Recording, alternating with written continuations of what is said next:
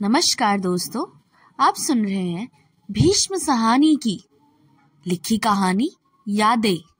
ऐनक के बावजूद लक्ष्मी को धुंधला धुंधला नजर आया। कमर पर हाथ रखे वह देर तक सड़क के किनारे खड़ी रही। यहाँ तक तो पहुंच गई, अब आगे कहाँ जाए, किससे पूछे, क्या करे। सर्दी के मौसम को दोपहर ढलते ढलते देर नहीं लगती। अंधेरा हो गया और वह कहीं की नहीं रही। इतने में दाईं ओर से एक धूमिल सा पुंज उसकी ओर बढ़ता नजर आया, जो आगे बढ़ता जाता और कुछ कुछ स्पष्ट हो जाता। कोई आदम है, इससे पूछूं, देखती हूँ। परंतु पुरुष की वह धामिल सी काया एन उसके सामने पहुंचकर एक मकान की ओर घूम गई। वीर जी, सुनो तो, बेटा बाबू बनारसी दास का मकान कहाँ है? आदमी ठिठक गया। क्षण भर उसकी आंखें जर बुढ़िया पर टिकी रही, फिर वह आगे बढ़ गया। चाची लक्ष्मी, हाय बच्चा, तूने मुझे झट से पहचान लिया। तू मेरी गोमा का बेटा है, तू मेरा रामलाल है ना? और पतला हड़ियल हाथ उस आदमी के कंधे और चेहरे को सहलाने लगा। हाय, मैंने अच्छे कर्म किए जो तू मुझे मिल गया। मैं कहूँ अभी अंधेरा हो गया तो मैं कहाँ मारी मारी फिरूंगी। मेरे दिल को ठंड पड़ गई। बच्चा राजी खुशी है, महाराज तुम्हें सलामत रखे। बुढ़िया सिर ऊंचा उठाकर बचे कुचे दो दांतों से मुस्कुराती असीसे देने लगी। शरीरे के लिखे, बेटा दुनिया से जाने का वक्त आ गया है। मैंने कहा आंख रखते एक बार अपनी गोमा का तो देख लूं, कौन जाने नसीब में फिर मिलना हो या ना हो।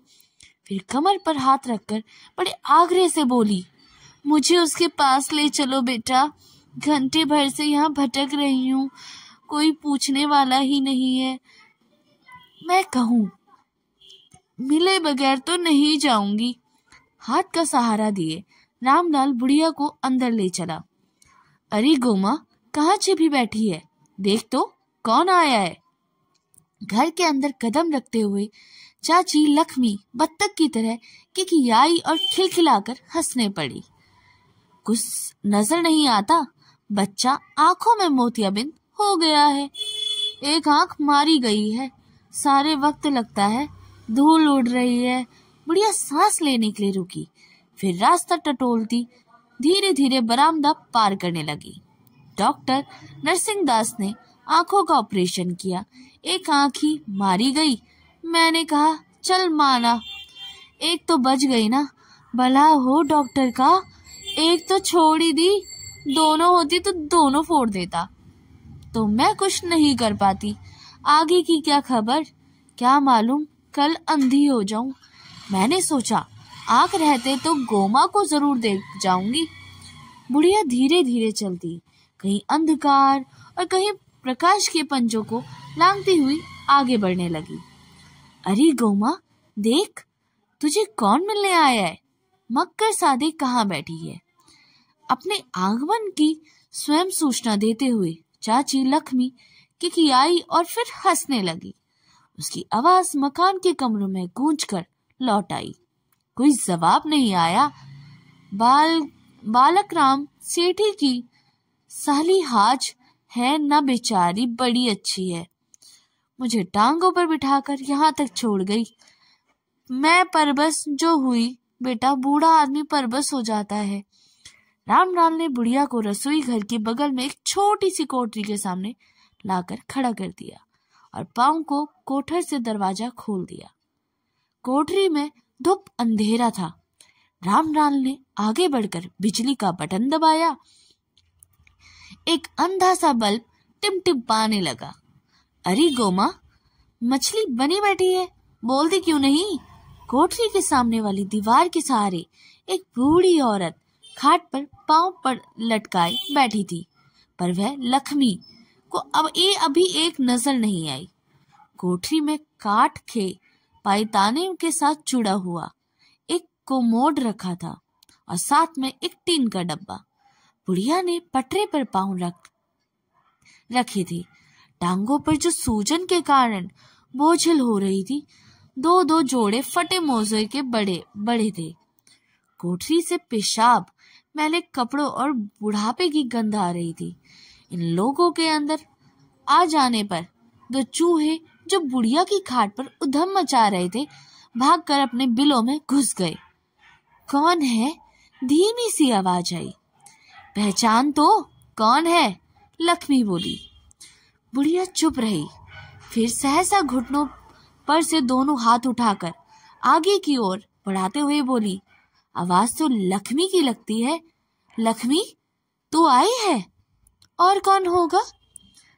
अंधे बल्ब की रोशनी में लक्ष्मी की आंख के सामने गोमा का आकार भरने में काफी देर लगी।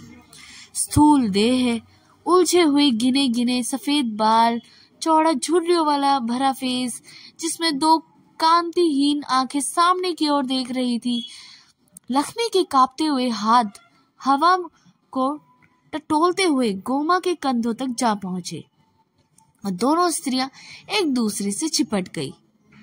जब अलग हुई तो देर तक अपने दुपट्टों पर नाक सिकुड़ती और आंखें पोंछती रही। रामलाल ने आगे बढ़कर कोने में रखा एक पीड़ा उठाया और माँ की काठ में सामने रख दिया। बैठो चाची, और लक्ष्मी को दोनों कंधों से पकड़कर धीरे से पीढ़े पर बिठा दिया। मैं उठ नहीं सकती लक्ष्मी, खाट के साथ जुड़ी हूँ। तू देख रही है ना, जाना मुझे था, चले वह गई। मेरा धागा लंबा है, जल्दी टूटता नजर नहीं आता। पिछले काम अभी भोंकने बाकी हैं। दोनों औरतें देर तक आमने सामने बैठी रही, दुपट्टों में सिसकती रही। मैं कहती हूँ, हे भगवान, अब मुझसे क्या लेना है? इतनी बड़ी दुनिया है तेरी, मुझे यहाँ तेरा कौन सा काम करना रह गया है? तू मुझे संभाल क्यों नहीं लेता? पर नहीं, मैं सुनता ही नहीं है। मैं कहती हूँ, अच्छा कर ले जो करना है, कभी तो मुझ पर तरस खाएगा।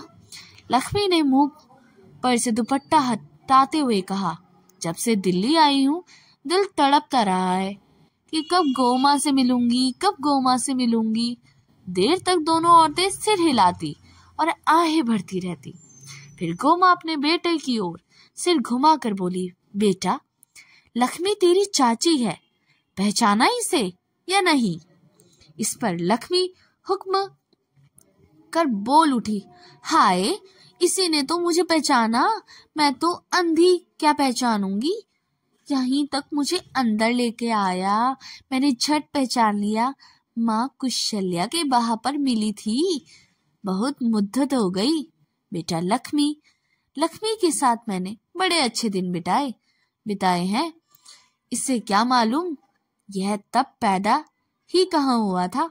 रामलाल के बाल कनपटियों पर सफेद हो रहे थे और एक छोटी सी गोल मटोल तोंद पतलून की पेटी में कसी और बाहर निकलने के लिए हाफ रही थी। अपनी बलगामी खांसी के कारण रामलाल सारे वक्त मुंह से सांस लेता था।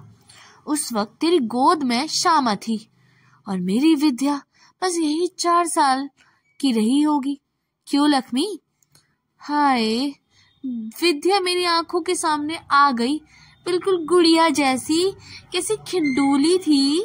कहते हुए लक्ष्मी दुपट्टे के छोटे से फिर आंख पोंछने लगी।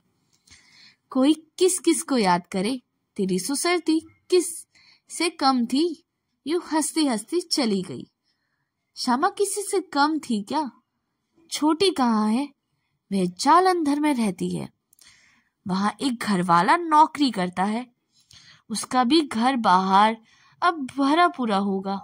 उसके घर 2 बेटे 2 बेटियां हैं। अच्छा है, सुख से रहे, भगवान अपनी दया बनाए रखे।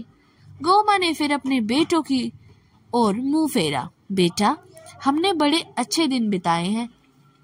गली मोहल्ले वाले कहें, अरे तुम दोनों सगी बहनें हो, रिश्ते की हो, कौन हो जो तुम्हारा आपस में इतना प्यार है?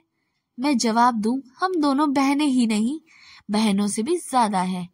खाट पर बैठी गोमा ने चहक कर कहा और अपने सूखे झुर्रियों भरे मुंह से हाथ फेरने लगी, मानो हंसने से अकड़ी हुई झुर्रियां झूल खुलने लगी हो। हम एक ही घर में रहती थी। एक तरफ मेरी रसोई थी तो दूसरी तरफ इसकी। मेरा आंगन में छोटा सा कुआं था, पर हम सदा कुएं के पास बैठकर रसोई करती थी। कुएं की बात सुनकर लक्ष्मी उचक कर बोली, ऐसा मीठा पानी था उसका कि तुम्हें क्या बताऊं। छोटी सी कुई थी, इतनी सी, बैठे बैठे मैं उसमें से डोलची लटकाकर पानी निकाल लेती थी। बुढ़िया गोमा ने हाथ उठाकर एक सूखी सफेद लट पीछे हटाई जो उत्तेजना से माथे पर लुढ़क आई थी। दोपहर को इसका मालिक बैंक से आता और पिता जिस वर्ग से बसा हो उनका दफ्तर से आते। खाना खाने बैठते, दोनों एक दूसरे से कुश्तियां करते। खाना परसोने से थोड़ी भी देर हो जाती तो थालियां खनकाने लगते। गोमा फिर हंसने लगी। उसकी स्थूल देह थिरक थिरक कर गई। हंसने पर उसकी छाती में से उठने वाला खर्र खर्र की आवाज ऊंची हो गई। इधर उनके आने जाने का वक्त होता, उधर हम भागती हुई रोटियां लगवाने चली जाती। हमारे घर से 3 गलियां छोड़कर एक झूरी बैठती थी। क्या नाम था उसका? लक्ष्मी। खाट पर से लटकती टांगे जिन पर फटे हुए मोजे चढ़े थे उत्साह से हिलाकर हिलने लगी। फर्श पर एक कोने में एक चूहे ने बिल में से सिर निकाला और इधर उधर झांकने लगी। बंतो नाम था उसका। मर खप गई होगी, अब कहाँ बैठी होगी। बंतो बंतो कहकर सभी उसे बुलाते थे। हाँ बंतो। हाय, कैसी आंखों के सामने आ गई। रोज लक्ष्मी की और मेरी दौड़ लग जाती कि तंदूर तक पहले कौन पहुंचती है। अब मुझसे ज्यादा फुर्तीली थी, तब भी बड़ी पतली थी। चंगेरे बगल में दबाए हम ऐसी भागती कि हवा से बातें करती जाती। बंतो कहती, अरे शर्म बेच खाई है जो गलियों में नंगे सिर भागती फिरती हो। गोमा कहे जा रही थी कि हरे रंग की घघरी पहनती थी जिसके नीचे सफेद गोटा लगा रहता था। क्यों लक्ष्मी? और मैं हमेशा काले रंग की घघरी पहनती थी। हम हंसती बतियाती गली गली जाती और सारे शहर का चक्कर लगा आती थी। इस पर लक्ष्मी ने आगे झुककर कहा, अरे गोमा, याद है जब भागसुदी के घर से भांग पी आई थी और दुपट्टे की ओट में अपने दांतों को छिपाती हुई हंसने लगी। गोमा भी हंसने लगी। हंसते हंसते गोमा को खांसी आ गई और खांसने का दौर देर तक उसे परेशान करता रहा।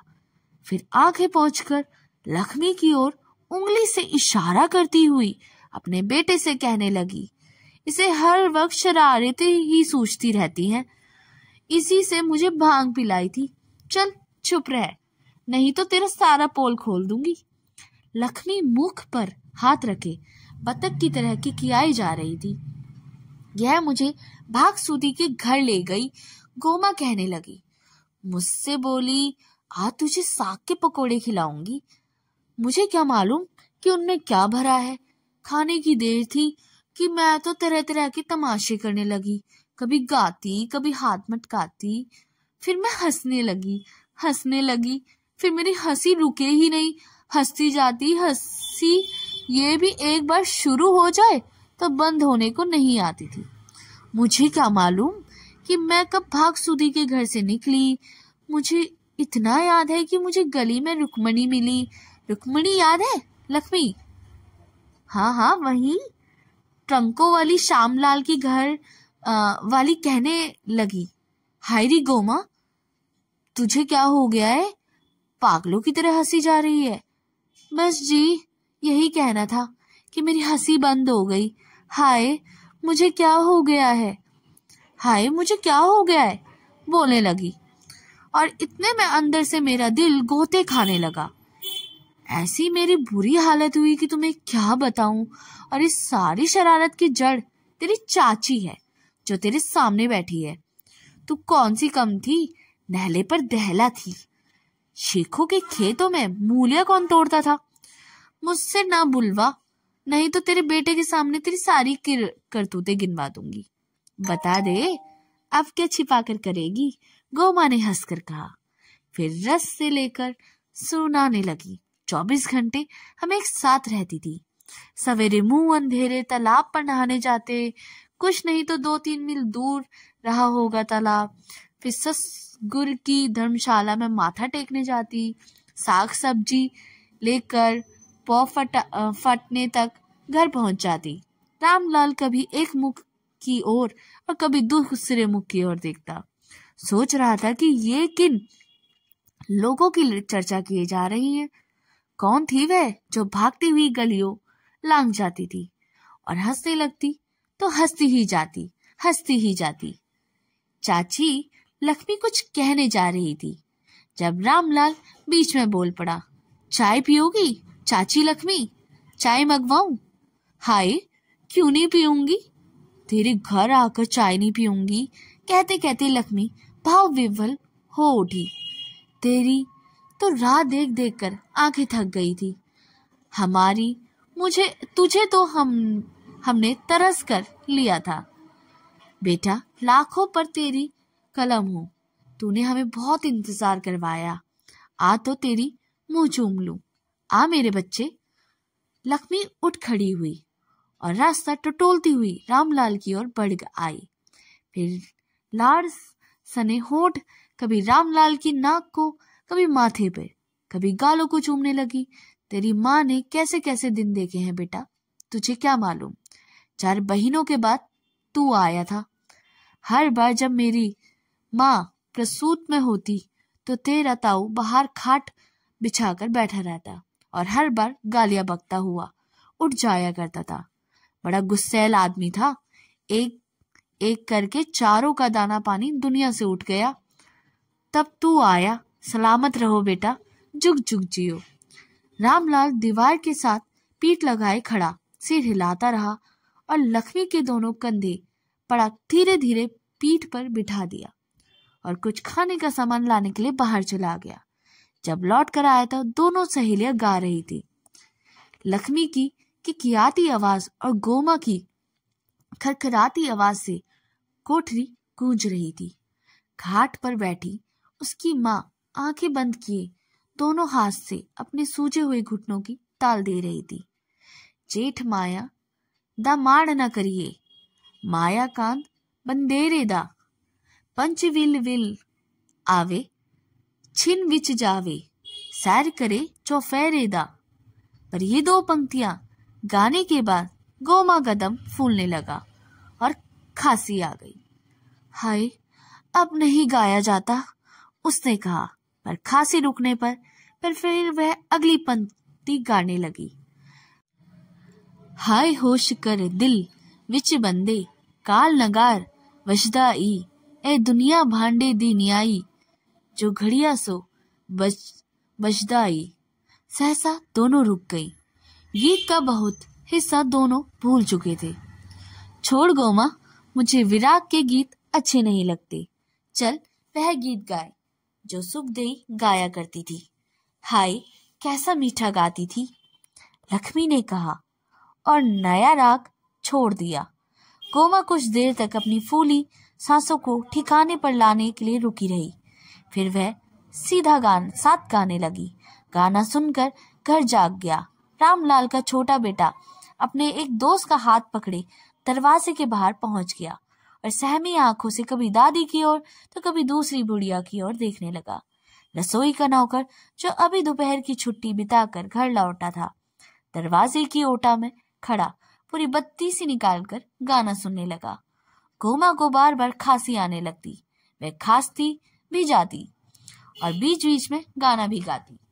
आखिर उसका दम फिर फूल गया और फिर वह चुप हो गई।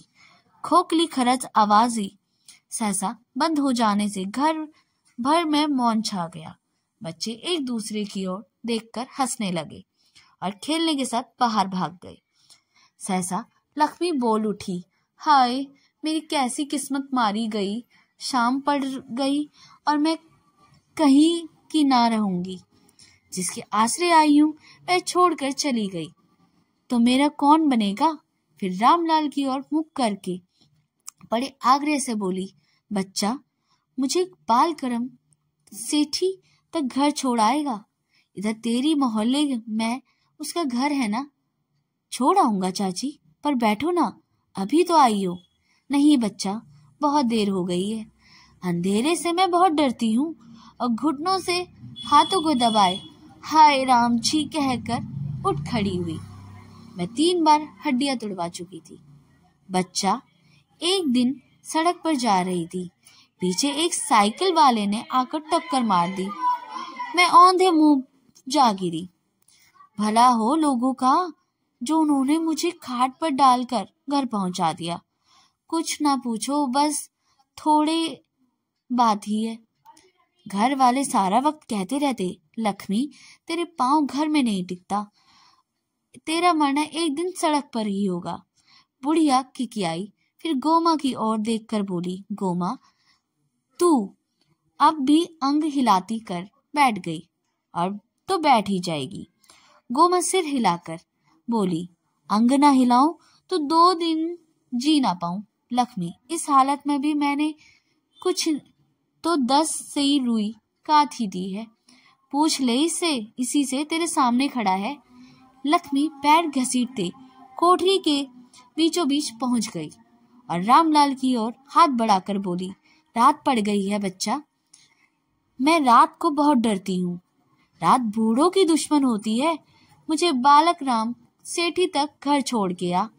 फिर गोमा की ओर घूम गई और हाथ जोड़कर बोली, अच्छा गोमा, अब संजोगी मिले जब मैं फिर नहीं आऊंगी।